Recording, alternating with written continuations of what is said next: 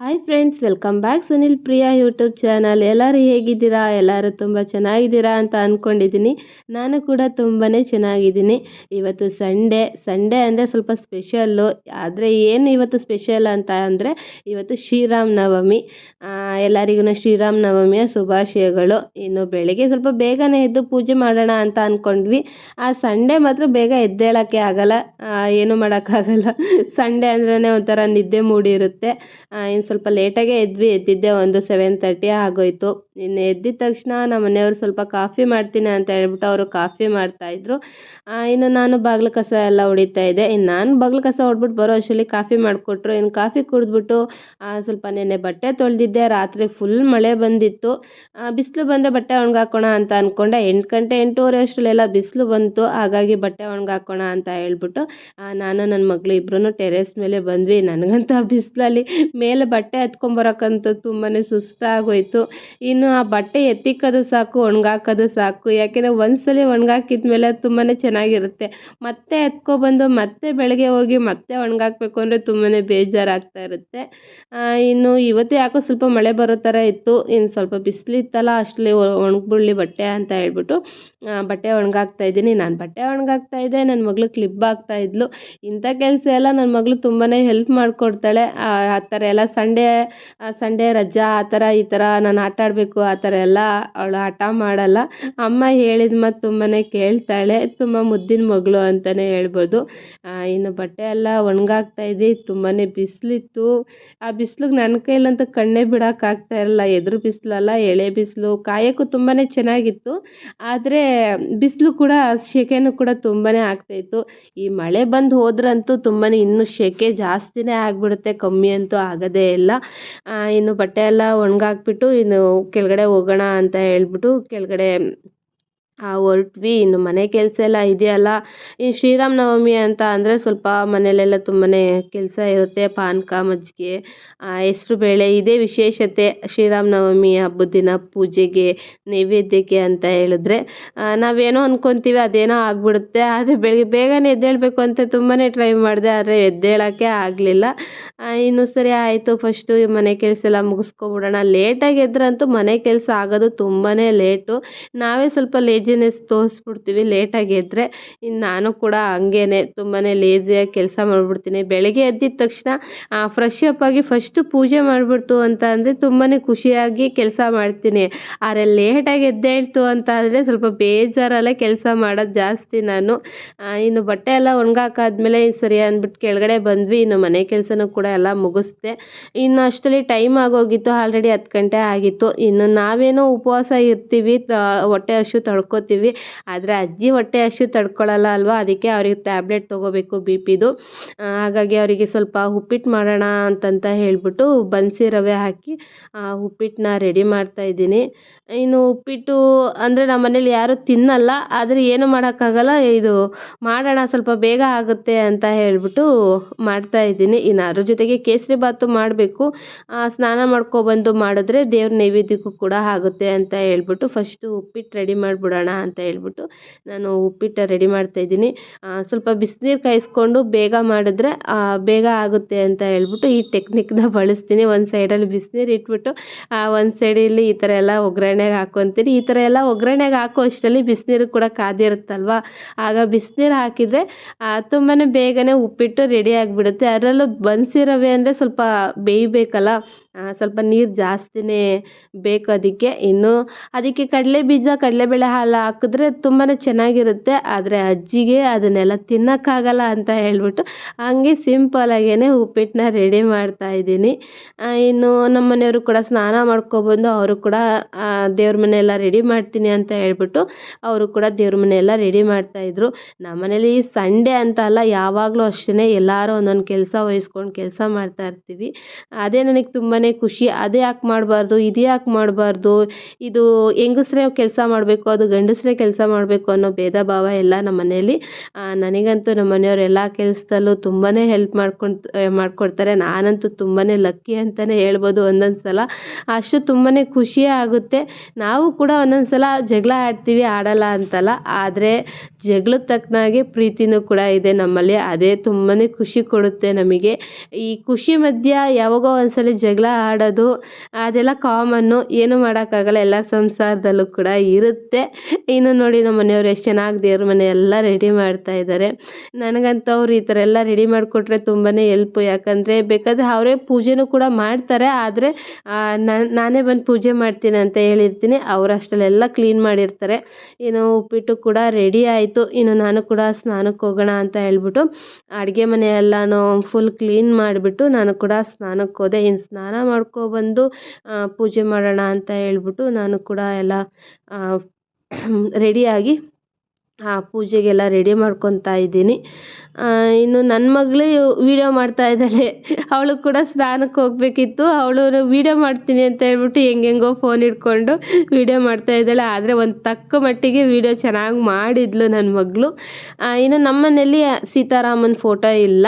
Almost ಯಾರೂ ಜಾಸ್ತಿ ಅದನ್ನು ಇಟ್ಕೊಳ್ಳಲ್ಲ. ಇನ್ನು ನಮ್ಮ ಮನೇಲಿ ಹನುಮಂತನ ಫೋಟೋ ಇತ್ತು, ಪಂಚಮುಖಿ ಹನುಮಂತಂದು. ಇದು ಒಂದು ಸಲ ಮಂತ್ರಾಲಯಕ್ಕೆ ಹೋಗಿದ್ವಿ, ಅಲ್ಲಿ ಹೋಗಿ ತೊಗೊಬಂದಿದ್ದು ಫೋಟೋ ಇದು.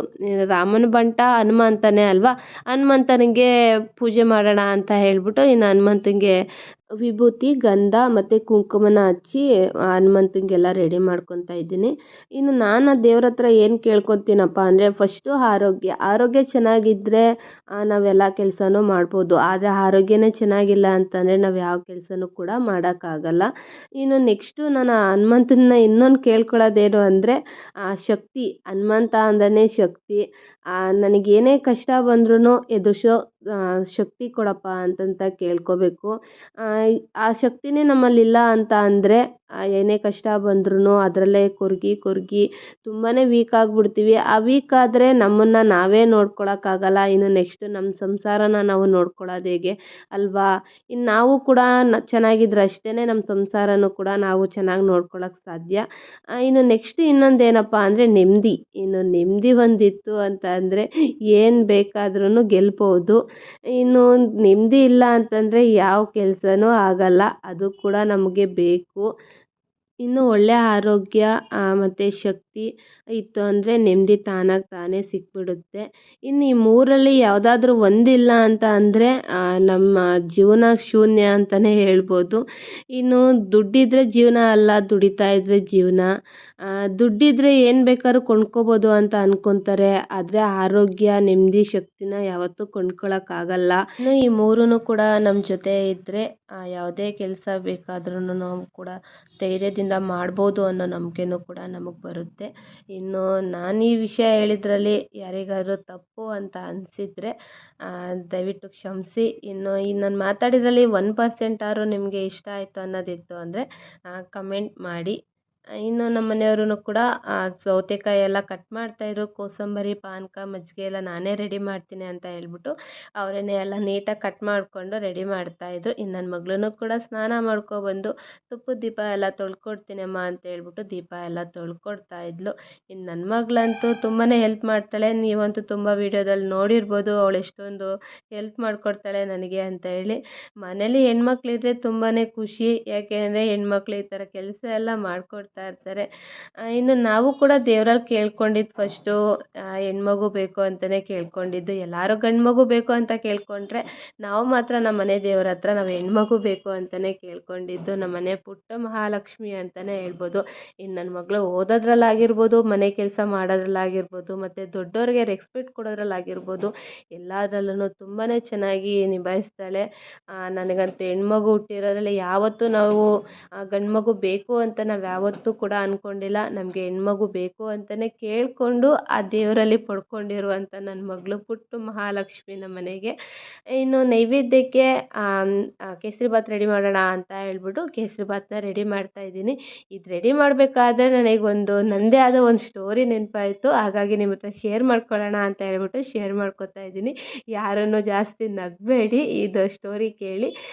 ಇನ್ನು ನಾನು ನನ್ನ ಮಗಳದ್ದು 5 ಮಂತು ಪ್ರೆಗ್ನೆಂಟ್ ಇದ್ದಾಗ ನನಗೆ ಸ್ಕ್ಯಾನಿಂಗ್ಗೆ ಅಂತ ಹೇಳಿ ಮೈಸೂರಿಗೆ ಬರೆದಿದ್ರು. ಮೈಸೂರಲ್ಲಿ ಸ್ಕ್ಯಾನಿಂಗ್ ಮಾಡಿಸಾದ್ಮೇಲೆ ರಿಪೋರ್ಟ್ ಬರೋದು ಸ್ವಲ್ಪ ಲೇಟ್ ಆಗುತ್ತೆ ಅಂತ ಹೇಳಿದ್ರು. ಸರಿ ಹೋಟ್ಲಲ್ಲಿ ಊಟ ಮಾಡ್ಕೊಂಬರೋಣ ಅಂತ ಹೇಳ್ಬಿಟ್ಟು ಹೋಟ್ಲಿಗೆ ಹೋದ್ವಿ. ಆಲ್ಮೋಸ್ಟ್ ನಾನು ಹೋಟ್ಲಿಗೆ ಹೋದಾಗೆಲ್ಲ ತಿನ್ನೋದೇ ಮಸಾಲೆ ದೋಸೆ, ತೂತು ವಡೆ, ಜಾಸ್ತಿ ಬೇರೆ ಯಾವುದೂ ತಿನ್ನಲ್ಲ. ಇನ್ನು ಅನ್ನ ಸಾಂಬಾರು ಪಲಾವ್ ಎಲ್ಲ ಮನೇಲಿ ತಿಂತಾ ಇರ್ತೀವಲ್ಲ, ಇಡ್ಲಿ ದೋಸೆ ಎಲ್ಲ, ಹಾಗಾಗಿ ಮಸಾಲೆ ದೋಸೆನ ನಾನು ಹೋಟ್ಲಲ್ಲಿ ತಿಂತೀನಿ. ಈಗಲೂ ಕೂಡ ನಾನು ಏನಾದ್ರು ಹೋಟೆಲ್ಗೆ ಹೋದರೆ ನಾನು ಜಾಸ್ತಿ ತಿನ್ನೋದೇ ಮಸಾಲೆ ದೋಸೆ, ನನ್ನ ಫೇವ್ರೇಟ್ ಅಂತಲೇ ಹೇಳ್ಬೋದು. ಇನ್ನು ಮಸಾಲೆ ದೋಸೆ ತಗೊಂಡ್ವಿ, ತಿಂದೆ. ಅದು ಯಾಕೋ ಸ್ವಲ್ಪ ಸರಿ ಹೋಗಲಿಲ್ಲ, ಇನ್ನು ಹೊಟ್ಟೆ ತುಂಬಿಲ್ಲ ಅಂತ ಅನ್ನಿಸ್ತು. ಹಾಗಾಗಿ ನಮ್ಮ ಮನೆಯವ್ರು ಮತ್ತೆ ಏನಾದರೂ ತಿಂತೀಯಾ ಅಂತ ಕೇಳಿದ್ರು. ಸರಿ ತಿಂತೀನಿ ಅಂತ ಹೇಳಿದೆ. ಏನು ಬೇಕು ಅಂದರು, ನಿಮ್ಗೆ ಏನು ಇಷ್ಟ ಆಗುತ್ತೋ ಅದನ್ನು ಕೊಡಿಸಿ ಅಂತ ಹೇಳಿದೆ. ಸರಿ ಚೌಚೌಭಾತ್ ಹೇಳಲಾ ಅಂತ ಕೇಳಿದ್ರು. ಸರಿ ಆಯಿತು ಚೌಚೌಭಾತ್ ತರಿಸಿ ಅಂತ ಅಂದೆ. ಅವ್ರು ತೊಗೊಬಂದು ಕೊಟ್ಟರು. ತೊಗೊಬಂದು ಕೊಟ್ಟಿದ ತಕ್ಷಣ ನಾನು ಹೇಳಿದ್ದು ಚೌಚೌಭಾತ್ ಅಲ್ವಾ ಅಂತ ಅಂದರೆ, ಇದನ್ನೇ ಚೌಚೌಭಾತ್ ಅಂತ ಹೇಳೋದು ಅಂತ ಹೇಳಿದ್ರು. ನನಗೆ ಗೊತ್ತಿಲ್ಲ, ಉಪ್ಪಿಟ್ಟು ಕೇಸರಿಭಾತನ್ನೇ ಚೌಚೌಭಾತ್ ಅಂತ ಹೇಳ್ತಾರೆ ಅಂತ ಅಂದ್ಬಿಟ್ಟು. ಯಾಕೆ ಅಂದರೆ ನಾನು ಆಲ್ಮೋಸ್ಟ್ ನನ್ನ ಮಸಾಲೆ ದೋಸೆ ತಿಂದು ಅಭ್ಯಾಸ ಇತ್ತು, ಇದನ್ನೆಲ್ಲ ಹೋಟ್ಲಲ್ಲಿ ತಿಂದು ಅಭ್ಯಾಸ ಇರಲಿಲ್ಲ. ಅಯ್ಯೋ ಉಪ್ಪಿಟ್ಟು ಕೇಸರಿಭಾತ ಹಂಗಂದ್ರೆ ಅಂತ ಅಂದೆ. ಯಾಕೆ ಇದನ್ನು ಚೌಚೌಭಾತ್ ಅಂತ ಕರೀತಾರೆ ಅಂತ ಹೇಳ್ಬಿಟ್ಟು ನಮ್ಮ ಮನೆಯವ್ರು ಹೇಳಿದ್ರು. ಯಾಕೆ ಅಂದರೆ ಉಪ್ಪಿಟ್ಟು ಮತ್ತು ಕೇಸರಿಭಾತ್ ಎರಡೂ ಸಮಾನಾಗಿ ಕೊಡ್ತಾರಲ್ಲ, ಅದಕ್ಕೆ ಅದನ್ನು ಚೌಚೌಭಾತ್ ಅಂತ ಕರೀತಾರೆ ಅಂತ ಹೇಳಿದ್ರು. ಇನ್ನು ಕೊನೆಗೆ ಅದನ್ನು ನಾನು ತಿನ್ನಲಿಲ್ಲ, ನಮ್ಮ ಮನೆಯವ್ರಿಗೇ ತಿನ್ನಿಸ್ದೆ. ಇನ್ನು ನಮ್ಮ ಮನೇಲಿ ಉಪ್ಪಿಟ್ಟು ಕೇಸರಿಭಾತ್ ಅಂದರೆ ನನಗೆ ಯಾವಾಗಲೂ ನನ್ನ ಸ್ಟೋರಿನೇ ನೆನಪಾಗುತ್ತೆ. ಇನ್ನು ಎಷ್ಟೋ ವಿಷಯ ನಮಗೆ ಗೊತ್ತಿರುತ್ತೆ, ಆದರೆ ಅದನ್ನು ನೋಡಿರ್ತೀವಿ, ಆದರೆ ಅದ್ರ ಹೆಸ್ರುಗಳು ನಮಗೆ ಗೊತ್ತಿರಲ್ಲ ಅಷ್ಟೇ. ಆದರೆ ನನ್ನಂತೂ ಇನ್ನೂ ತುಂಬಾ ಸ್ಟೋರಿಗಳಿದೆ. ಹೋಗ್ತಾ ಹೋಗ್ತಾ ನೆಕ್ಸ್ಟ್ ವೀಡಿಯೋದಲ್ಲೆಲ್ಲ ನಿಮ್ಮ ಹತ್ರ ಶೇರ್ ಮಾಡ್ಕೊತೀನಿ. ಇನ್ನು ಪಾನಕ, ಮಜ್ಜಿಗೆ, ಹೆಸರುಬೇಳೆ ಎಲ್ಲ ರೆಡಿ ಆಯಿತು. ಕೇಸರಿಭಾತು ಕೂಡ ರೆಡಿ ಆಯಿತು.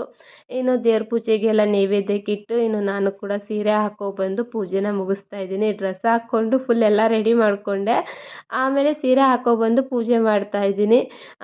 ಸೀರೆ ಹಾಕ್ಕೊಂಡೆ ಎಲ್ಲನೂ ಕೆಲಸ ಮಾಡ್ತೀನಿ ಅಂದರೆ ನನಗೆ ಸ್ವಲ್ಪ ಕಷ್ಟ ಅನಿಸುತ್ತೆ. ಹಾಗಾಗಿ ಇನ್ನು ಹನುಮಂತಗೂ ಕೂಡ ತುಪ್ಪದ ದೀಪನ ಹಚ್ಚಿ ಮನೇಲಿ ಪೂಜೆನ ಮುಗಿಸ್ಬಿಟ್ಟು ಇನ್ನು ರಾಮನ ದೇವಸ್ಥಾನಕ್ಕೆ ಹೋಗೋಣ, ಸೀತಾರಾಮನ ದೇವಸ್ಥಾನಕ್ಕೆ ಅಂತ ಹೇಳ್ಬಿಟ್ಟು ನಮ್ಮ ಮನೆ ಹತ್ರದಲ್ಲೇ ಇರೋ ಸೀತಾರಾಮನ ದೇವಸ್ಥಾನಕ್ಕೆ ಹೋದ್ವಿ. ಅಲ್ಲಿ ಕ್ಲೋಸ್ ಮಾಡಿಬಿಡ್ತಾಯಿದ್ರು, ಸದ್ಯ ದರ್ಶನ ಸಿಕ್ತು. ಅಲ್ಲೂ ಕೂಡ ಪಾನಕ ಎಲ್ಲ ಕೊಟ್ಟರು. ಅಲ್ಲೂ ಕೂಡ ಒಂದು ಸೆಲ್ಫಿ ತೊಗೊಂಡು ಇನ್ನು ನಮ್ಮ ಬಾಸ್ ನೋಡೋಣ ಅಂತೇಳಿ ಬಂದ್ವಿ. ಇಲ್ಲಿ ನೋಡಿ ಕರೆಕ್ಟ್ ಟೈಮಿಗೆ ಬಂದ್ವಿ. ಮಹಾಮಂಗಳಾರತಿ ಆಗ್ತಾಯಿತ್ತು. ಒಳ್ಳೆ ದರ್ಶನ ಅಂತೂ ಸಿಕ್ತು. ಇನ್ನು ನಮ್ಮ ಬಾಸು ಕೂಡ ತುಂಬಾ ಚೆನ್ನಾಗಿ ಕಾಣಿಸ್ತಾ ಇದ್ರು. ಇನ್ನು ಅಲ್ಲೇ ವೆಂಕಟೇಶ್ವರ, ಪದ್ಮಾವತಿ, ಆಮೇಲೆ ಮಂಗಮ್ಮನೂ ಕೂಡ ಇದ್ದರು. ಅವ್ರ ದರ್ಶನವೂ ಕೂಡ ತುಂಬಾ ಚೆನ್ನಾಗಾಯಿತು. ಇನ್ನು ಅಲ್ಲೂ ಕೂಡ ಪಾನಕ, ಮಜ್ಜಿಗೆ, ಹೆಸರುಬೇಳೆ ಎಲ್ಲ ಕೊಡ್ತಾಯಿದ್ರು. ಅದನ್ನು ಈಸ್ಕೊಂಡು ನಾವು ಕೂಡ ಕುಡಿದು ಇನ್ನು ಅಜ್ಜಿಗೂ ಕೂಡ ತೊಗೊಂಡೋಗೋಣ ಅಂದ್ಬಿಟ್ಟು ಅಜ್ಜಿಗೂ ಕೂಡ ಈಸ್ಕೊಂಡು ಅಲ್ಲೇ ಒಂದು ಸೆಲ್ಫಿನೂ ಕೂಡ ತೊಗೊಂಡ್ವಿ. ನಮ್ಗೆ ಏನೇ ಕಷ್ಟ ಬಂದಿದ್ರೂ ಎದುರಿಸೋ ಶಕ್ತಿ ಕೊಡಪ್ಪ ಅಂತ ಕೇಳಿಕೊಂಡು ಮನೆಗೆ ಬಂದ್ವಿ. ಇನ್ನು ಮನೆಗೆ ಬಂದು ಅಜ್ಜಿಗೆ ಪಾನಕ, ಮಜ್ಜಿಗೆನ ನನ್ನ ಮಗಳನ್ನ ಬಾ ಊಟ ಮಾಡೋಣ ಅಂತ ಹೇಳಿದ್ರೆ ಪಾನಕ ಮಜ್ಜಿಗೆನ ಕುಡಿದು ಹೊಟ್ಟೆ ತುಂಬೋಯ್ತಂತೆ. ಆವಾಗ ನಾವು ಚಿಕ್ಕವರಿದ್ದಾಗ ಎಷ್ಟೊಂದು ಕುಡ್ದು ಅರಗಿಸ್ತಾ ಇದ್ವಿ. ಈಗಿನ ಮಕ್ಕಳಿಗೆ ಬರೀ ಒಂದು ಲೋಟ ಮಜ್ಜಿಗೆ ಪಾನಕ ಕುಡ್ದಿದ್ದಕ್ಕೆ ಹೊಟ್ಟೆ ತುಂಬೋಯ್ತು ಅಂತ ಹೇಳ್ತಾ ಇದ್ಲು. ಇನ್ನು ನಮಗೂ ಕೂಡ ಸ್ವಲ್ಪ ಹೊಟ್ಟೆ ತುಂಬಿತ್ತು. ಇನ್ನು ನಾವು ಊಟ ಮಾಡೋ ಅಷ್ಟರಲ್ಲಿ 1 ಗಂಟೆ ಆಗೋಗಿತ್ತು. ಸ್ವಲ್ಪ ಲೈಟಾಗಿ ತಿನ್ನೋಣ ಅಂತ ಹೇಳ್ಬಿಟ್ಟು ನಾನು ನಮ್ಮ ಮನೆಯವ್ರು ಕೂತ್ಕೊಂಡು ಊಟ ಮಾಡ್ತಾ ಇದ್ದೀವಿ. ಉಪ್ಪಿಟ್ಟು ಬಿಸಿಲು ತಿಂದ್ರೇ ಚೆನ್ನಾಗಿರುತ್ತೆ, ಆರೋಗ್ಯದ ಮೇಲೆ ಸ್ವಲ್ಪ ಅಷ್ಟರಲ್ಲೇ ಚೆನ್ನಾಗಿರಲ್ಲ. ಇನ್ನೇನು ಮಾಡೋಕ್ಕಾಗಲ್ಲ, ವೇಸ್ಟ್ ಆಗುತ್ತಲ್ವ, ಹಾಗಾಗಿ ತಿನ್ಕೊಂಡ್ವಿ. ಇನ್ನು ನಾನು ಕೂಡ ಡ್ರೆಸ್ ಚೇಂಜ್ ಮಾಡ್ಕೊಬಂದು ಇನ್ನು ಪಾನಕ, ಮಜ್ಜಿಗೆ ಎಲ್ಲ ಮಾಡಿದ್ನಲ್ಲ ಅದನ್ನೆಲ್ಲ ತೊಗೊಂಡು ಅಮ್ಮ ಮನೆಗೆ ಹೋಗೋಣ ಅಂತ ಹೇಳ್ಬಿಟ್ಟು ಅಮ್ಮ ಮನೆಗೆಲ್ಲ ಬಾಕ್ಸ್ಗೆಲ್ಲ ರೆಡಿ ಮಾಡಿಕೊಂಡು ಅಮ್ಮ ಮನೆಗೆ ಹೊರಟ್ವಿ. ಇಲ್ಲಿ ಅಮ್ಮ ಏನಾದರೂ ಮಾಡಿದರೆ ನನಗೆ ಕೊಟ್ಟು ಕಳಿಸ್ತಾರೆ, ಇನ್ನು ನಾನೇನಾದರೂ ಮಾಡಿದ್ರೆ ಅಮ್ಮಂಗೆ ತಗೊಂಡು ಹೋಗ್ತೀನಿ. ಇನ್ನು ನಮ್ಮ ಮನೇಲಿ ಏನಾದ್ರೂ ಮಾಡಿದ ತಕ್ಷಣ ನನಗಿಂತ ಹೆಚ್ಚಾಗಿ ನಮ್ಮ ಮನೆಯವರೇ ಹೇಳ್ತಾ ಇರ್ತಾರೆ, ನಡಿ ಅಮ್ಮ ಮನೆಗೆ ಹೋಗೋಣ, ರಜಾ ಬಂತು ಅಂದರೆ ಸಾಕು ಅಮ್ಮ ಮನೆಗೆ ಹೋಗೋಣ ಅಂತಂತೇಳಿ ಅವರನ್ನೇ ಕರ್ಕೊಂಡು ಹೋಗ್ತಾರೆ. ಇನ್ನು ನಾನು, ಪಾಪು, ನಮ್ಮ ಮನೆಯವರು ಮತ್ತು ಅಜ್ಜಿ 4 ಜನನೂ ಹೋದ್ವಿ. ಅಲ್ಲೇ ಹೋಗ್ತಾ ಅಲ್ಲೂ ಕೂಡ ರಾಮನವಮಿನ ಆಚರಿಸ್ತಾ ಇದ್ದರು. ಅಲ್ಲಿ ಆ ಏರಿಯಾಕ್ಕೆ ಹೆಸರೇ ಇರಲಿಲ್ಲ, ಆದರೆ ರಾಮನಹಳ್ಳಿ ಅಂತೇಳಿ ಅಲ್ಲೂ ಕೂಡ ನಾಮಕರಣನ ಮಾಡಿದರು. ತುಂಬಾ ಚೆನ್ನಾಗಿ ಪೂಜೆ ಮಾಡಿದರು. ಇನ್ನು ಅದನ್ನು ನೋಡ್ತಾ ಊರಿಗೆ ಇನ್ನು ಈ ವಿಡಿಯೋನ ಇಲ್ಲಿಗೆ ಎಂಡ್ ಮಾಡ್ತೀನಿ. ಮತ್ತು ಈ ವಿಡಿಯೋ ಇಷ್ಟ ಆದರೆ ಲೈಕ್ ಮಾಡಿ, ಶೇರ್ ಮಾಡಿ, ಕಮೆಂಟ್ ಮಾಡಿ. ಮತ್ತು ಇನ್ನೂ ಯಾರೆಲ್ಲ ನನ್ನ ಚಾನಲ್ನ ಸಬ್ಸ್ಕ್ರೈಬ್ ಮಾಡದೆ ನೋಡ್ತಾ ಇದ್ದೀರಾ ಪ್ಲೀಸ್ ಸಬ್ಸ್ಕ್ರೈಬ್ ಮಾಡ್ಕೊಂಡು ನೋಡಿ. ಇನ್ನು ನಂಗೆ ಸ್ವಲ್ಪ ಹುಷಾರಿಲ್ಲದೆ ಇರೋ ಕಾರಣ ತುಂಬ ಲೇಟಾಗಿ ವೀಡಿಯೋನ ಅಪ್ಲೋಡ್ ಮಾಡ್ತಾ ಇದ್ದೀನಿ.